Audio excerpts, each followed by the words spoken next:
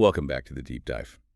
So our goal here, as always, is to take something complex, maybe a little esoteric, or just, overwhelming, Yeah. and turn it into clear, practical insight for you. And today we're tackling a process that is famously chaotic. It can be very isolating, and that is spiritual awakening. We're using Keith Birch's book, The Path of Awakening, as our guide.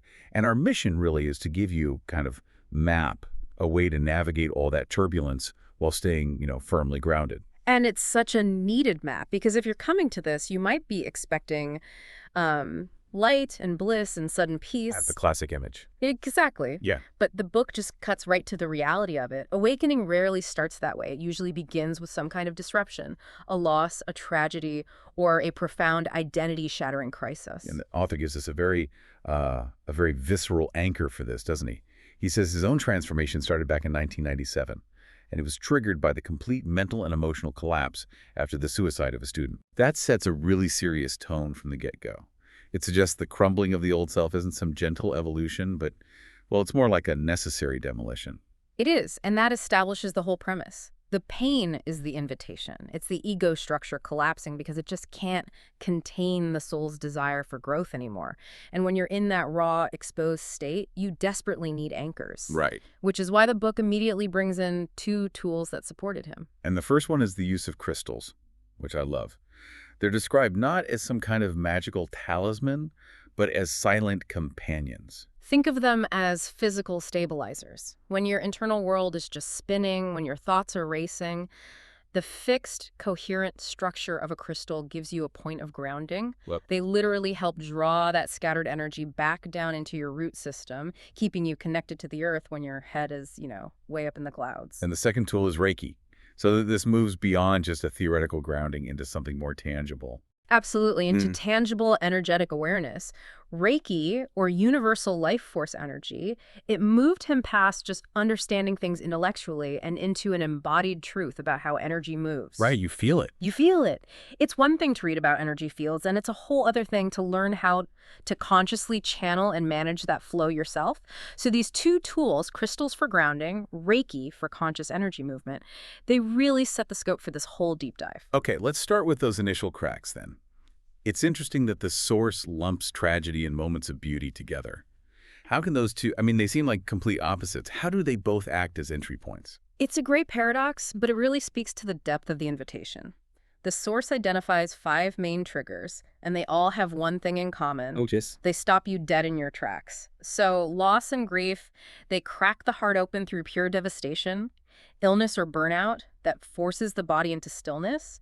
Mandatory recalibration. Right. And then you have life transitions, a divorce, getting made redundant, things that just shatter the structures you define yourself by. Exactly. And the disillusionment trigger is so fascinating. It's that moment you realize the career, the social status, whatever you were chasing, it just cannot fill that inner emptiness. And the fifth one is the opposite. The fifth one is the moment of awe. It's the counterpoint. Standing in front of a huge landscape or hearing a perfect piece of music, it momentarily suspends your ego, just like grief does. But through transcendence, not suffering? Right. In both cases, the veil just lifts for a second and you glimpse something infinite, and it forces you to reconsider the whole structure of your small life. They're invitations. That's the key distinction. They are not punishments. So once that invitation lands, what are the first subtle internal shifts that tell you the process is actually starting? Chapter 2 of the book talks about the first signs of change, and the most immediate one is a sudden and sometimes really overwhelming heightened sensitivity. The author calls it empathy expanded, so it's not just feeling sad when your friend is sad. It's being able to walk into a totally quiet room and immediately feel the unspoken tension that's just lingering in the air. You're processing too much, way too quickly. That sounds exhausting, like all your sensory filters have just been switched off. It is exhausting. And that naturally leads to the second major sign, which is an overwhelming craving for solitude. Which people can mistake for being antisocial. Right, but the urge to withdraw isn't a social failure. It's the soul's required mechanism for integration. If you're suddenly absorbing all this input from the world, you need space for it to settle. You just do. Otherwise, you'll burn out fast. And that third sign, the emotional release, that can feel like you're actually getting worse, not better. Oh, absolutely. Old, buried emotions, past grief, anger you never dealt with, childhood fears, They all just suddenly rise to the surface. It can feel like you're going backwards, but you have to reframe it. The book calls it the heart clearing out old echoes. I like that. It's necessary processing. The old energy has to move out so the new, higher frequency energy can move in. So that's a huge reframe then.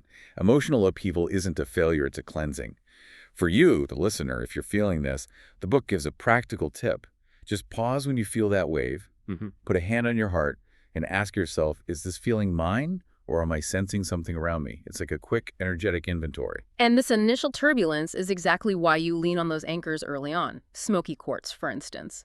Its structure helps draw that excessive energy down, grounding those emotional waves into the earth instead of letting them spin around in your head. And fluorite. Fluorite, with its really organized, multi-layered structure that's brought in to bring clarity and balance to that overstimulated mind. Okay, so once the heart's cracked open and the sensitivity is dialed way up, the next internal process is dealing with resistance, which brings us to a difficult stage, navigating the shadow. Why does bringing in the light immediately illuminate all the uncomfortable parts we've managed to ignore for years? Because the light requires integration.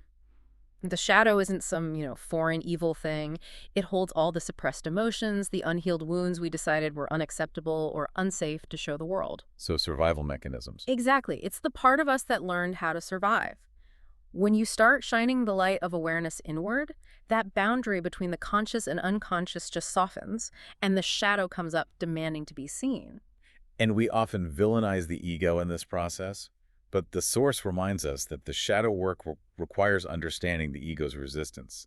We think it's the enemy we have to kill. And that's the greatest misunderstanding. The ego is fundamentally a loyal guardian. Its only job is to keep you safe, to keep you operating within what it knows. So if you try to fight it, if you try to silence it or bypass it, you're just creating an internal war.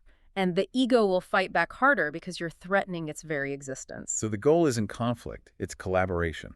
Exactly. You have to approach it with kindness like you would a scared child. Instead of saying, "Shut up, I'm meditating," you reassure it. "Thank you for wanting to protect me, but I am safe now. I can handle this." And that validation lets it relax its grip. And once you address that internal landscape, you have to transition to the external, which brings us to energetic boundaries and the idea of sovereignty. Yes. Which is absolutely necessary, because without it, heightened sensitivity is just a constant burden. You're just absorbing everyone else's chaos. And this raises a really important question. What does true protection look like? The book emphasizes that boundaries are not walls. They're not fear-based shields. Why not? Because fear-based protection actually weakens you. You're operating from a belief that external forces are more powerful than your own inner core. So you're giving your power away, even as you're trying to shield yourself.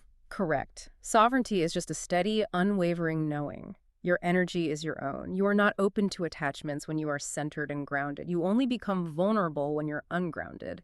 It's about clarity, not fear. And the crystal tools for this are perfect. Black tourmaline is highlighted for energetic integrity.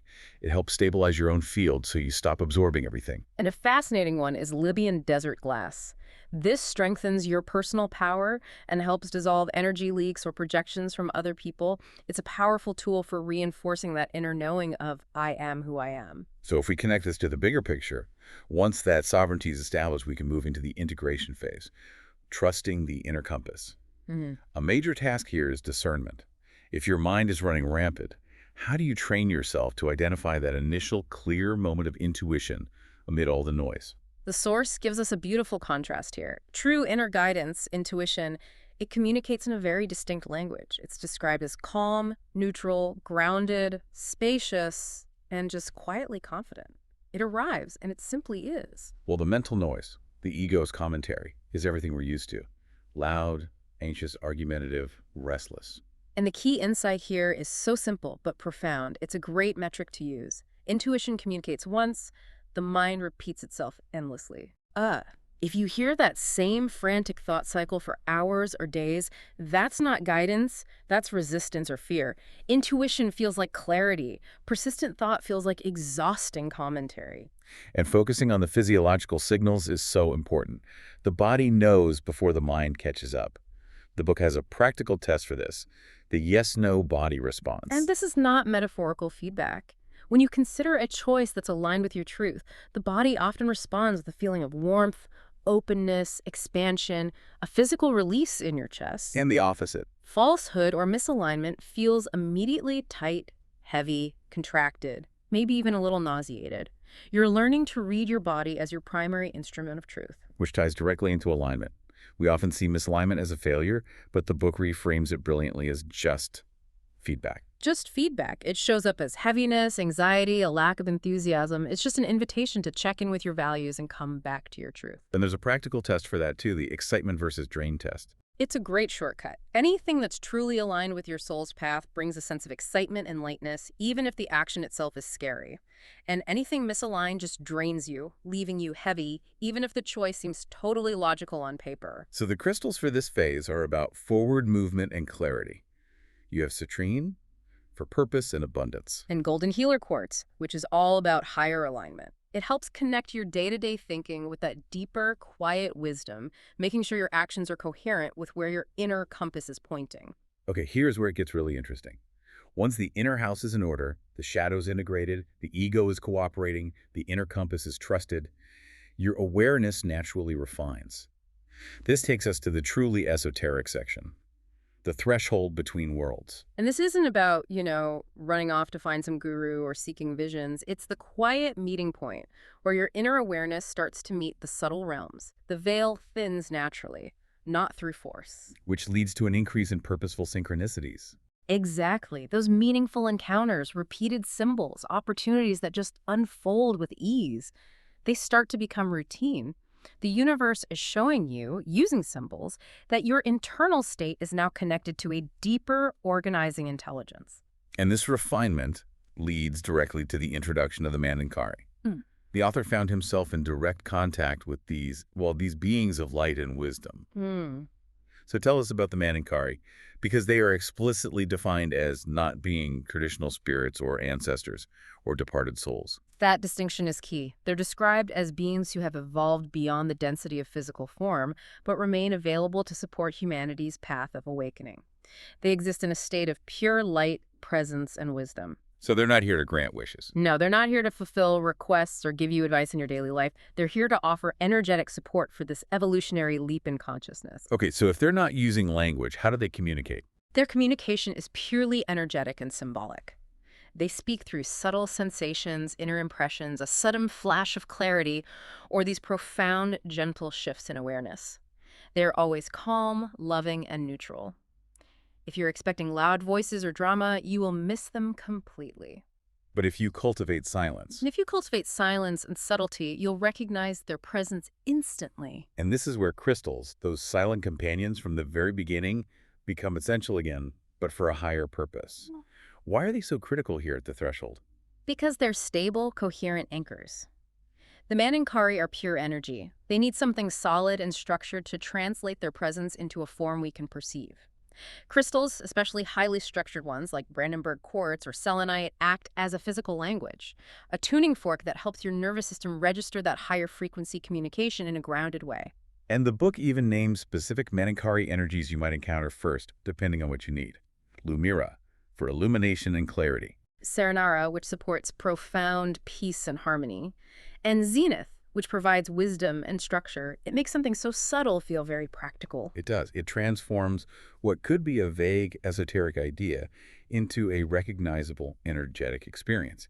You realize your personal journey is actually supported by this entire architecture of consciousness. It's beautiful, really. So, to summarize the journey for you, the listener, awakening isn't an event you achieve. It's not a destination. It's a deeply intimate relationship with yourself, and it requires a process of honest living, not flawless living. It's about remembering the light that has always been inside you, deep beneath the rubble of the old identity. And if we connect this to the bigger picture, the author notes one profound truth about this process that everyone needs to hold on to. Awakening often feels lonely. There's this loneliness of knowing something others do not yet feel. But this solitude is not a void. It's reframed as a womb. It's a necessary, safe container for deep self-transformation. And in time, that solitude transforms into this profound, self-sufficient sense of belonging within yourself. You stop seeking validation outside because you've found your own center. Which brings us right back to the start. The light you seek has always been within you.